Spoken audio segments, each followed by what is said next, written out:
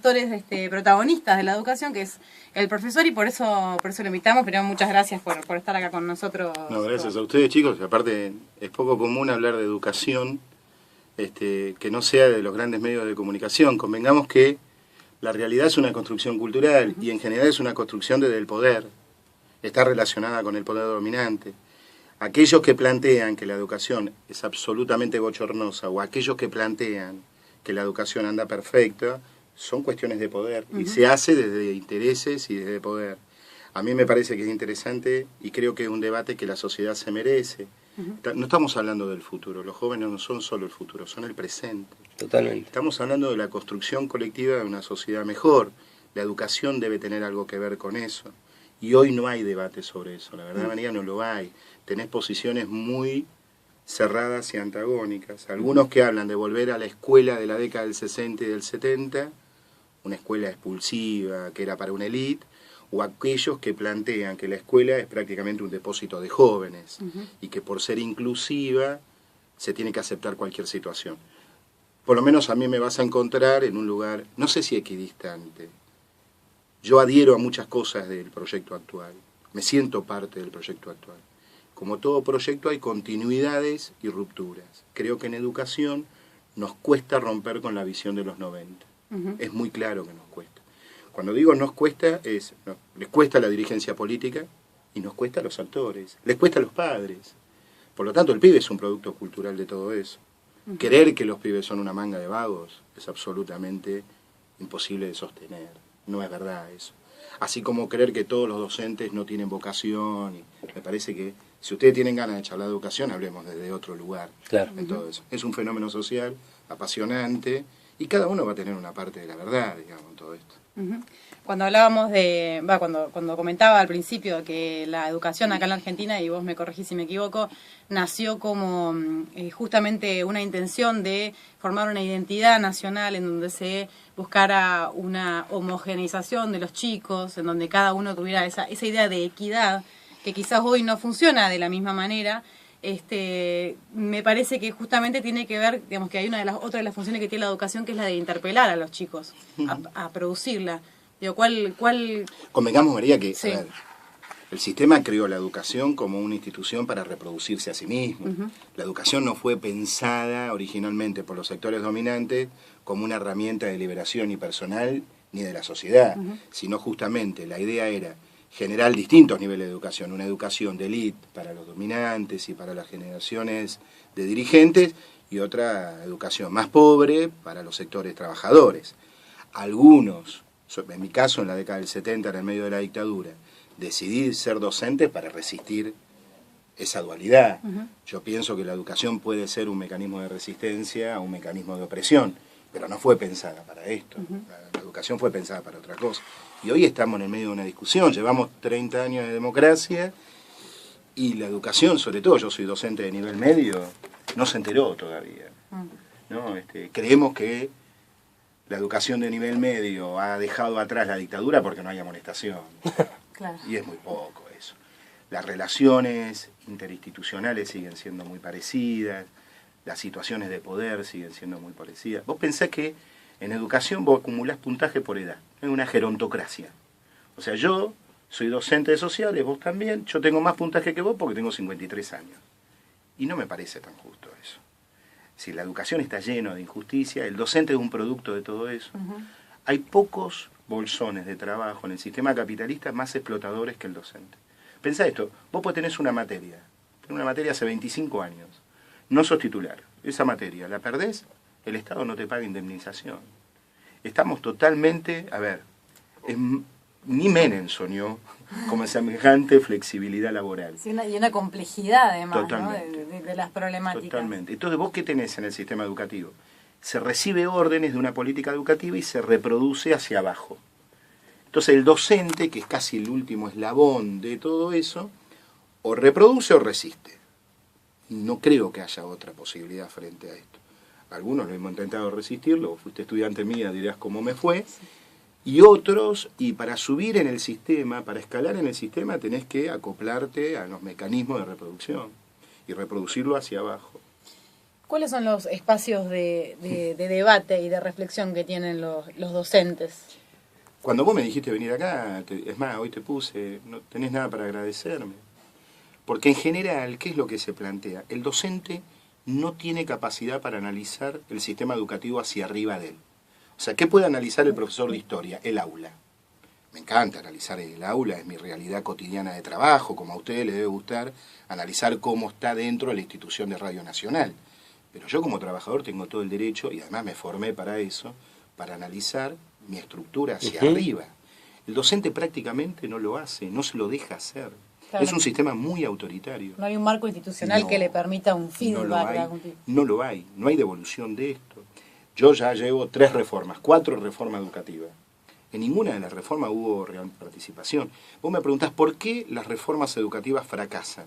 Entre otras cosas porque no hay fuerzas horizontales. Ustedes saben, chicos, que cualquier norma que es vertical y los sectores populares no la aceptan como propia, se resisten y fracasan. Creo que la cuestión de los fracasos tiene que ver con esto. Y esta reforma responde a la misma ideología de los 90.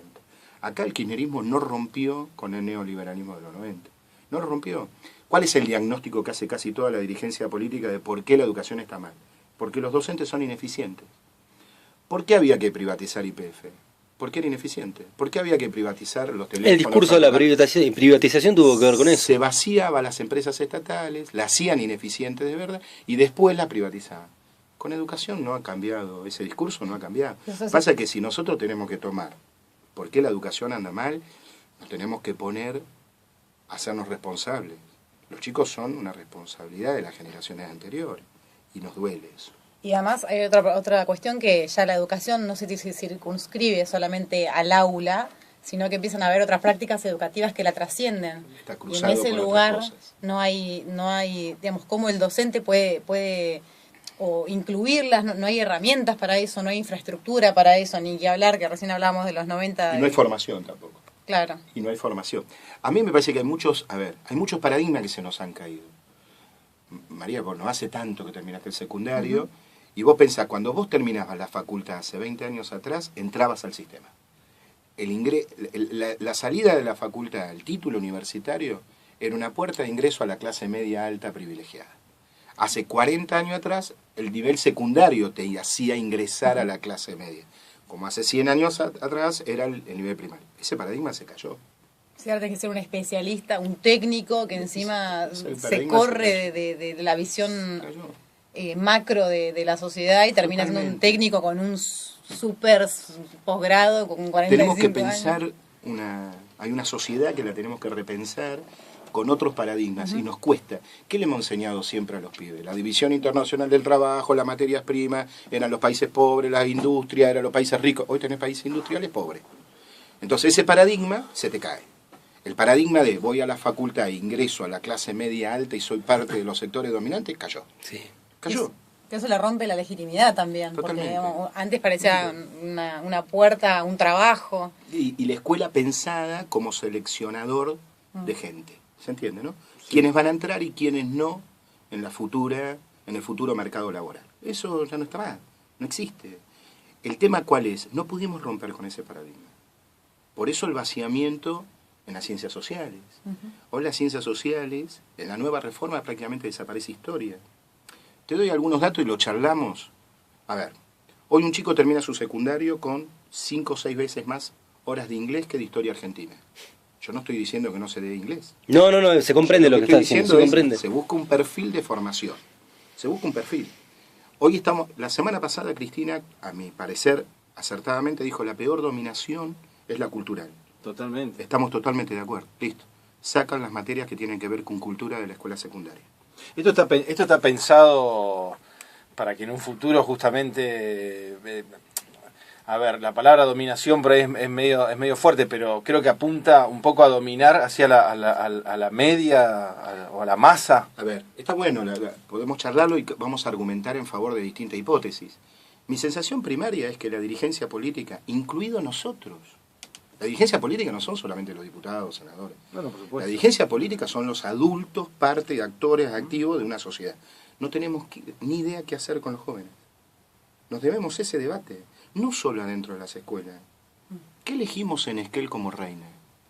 Te hago una pregunta. ¿Qué es la reina del esquí? La utilizamos casi como un pedazo de carne que es una mujer.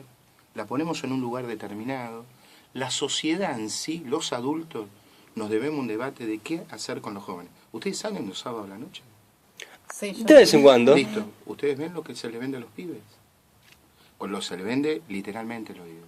¿Qué es lo que pasa a la noche en los espacios de ocio de nuestros jóvenes? ¿En qué utilizan el espacio de ocio nuestros jóvenes? ¿Cuánto es el grado de perversión en todo esto de los adultos que lucran con todo esto? ¿Qué se reprime? Al joven. Cuando este debate se da, la clase media alta de Esquel discutió durante un año cerrar los boliches a las 2, a las 3 de la mañana, que el Estado se haga cargo de aquellas cosas que yo como padre o como adulto no me puedo hacer cargo. A la escuela se le reclama eso. Yo te tiro al pibe a la escuela a las 7:30 de la mañana, vos me lo devolvés Devuelve planchado a las 12:30. planchado, eso te Vos hace. devolvémelo planchado y educado a las 12:30. Es verdad. Yo soy un profesor de historia. Puedo participar en el armado de una sociedad mejor con otro. No es una guardería. No es una guardería. Incluso dentro del colegio, que los chicos, de la escuela, que los padres no tengan un espacio de vínculo, digamos, y constante, ¿no? Porque para hacerse responsables también de eso, para saber, porque me parece ni saben lo que los chicos Hay un divorcio. aprenden en el colegio. Es como que por un lado te pido que vos te hagas cargo de su educación, que no tiene que ver solamente con los contenidos académicos, y por otro lado te quito legitimidad a la hora de ponerle, por ejemplo, la nota, la calificación. Digo, Y por otro lado también nosotros, a ver, hay un divorcio entre los padres y la escuela. Hay un divorcio, claramente hubo una fractura en los 90, no la pudimos subsanar. ¿Y cómo lo resolvemos? Yo una vez escribí un artículo que hacía un parangón con el divorcio vincular de una pareja. Viste que todo lo malo de nuestros hijos, a partir de que nos divorciamos, es tuyo y todo lo bueno es mío. En la escuela lo mismo, los problemas de los pibes son de los padres. Los padres nos dicen que el nene es un fenómeno, pero que los problemas que tiene es de los profesores. Y entre los dos le echamos la culpa al sistema. En realidad, como adultos, no nos podemos hacer responsables de lo que nos está pasando.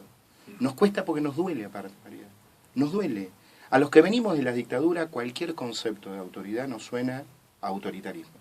Entonces, ni en mi casa, ni en la escuela, ni en ningún lado quiero ponerme como autoridad porque paso a ser un facho. Claro, poner un límite. Es un facho. Un límite ya, digamos, Mirá. estricto y hasta acá. La flaco. semana pasada en un debate discutíamos esto. Las amonestaciones, ¿se acuerdan, muchachos? Sí. No son tan pibes. ¿eh? No existe. ¿Las amonestaciones estaban mal? Sí. ¿Eran arbitrarias? Sí. ¿Respondían a un paradigma autoritario? Sí. ¿Qué lo reemplazó? La nada. La nada no es cool. No es marxista la nada. El anarquismo no era solamente la disolución de la... A ver, el anarquismo era la disolución de las leyes, pero reemplazado por... Era un normas. orden, otro orden más. Era por otro orden. Por supuesto. El ser humano necesita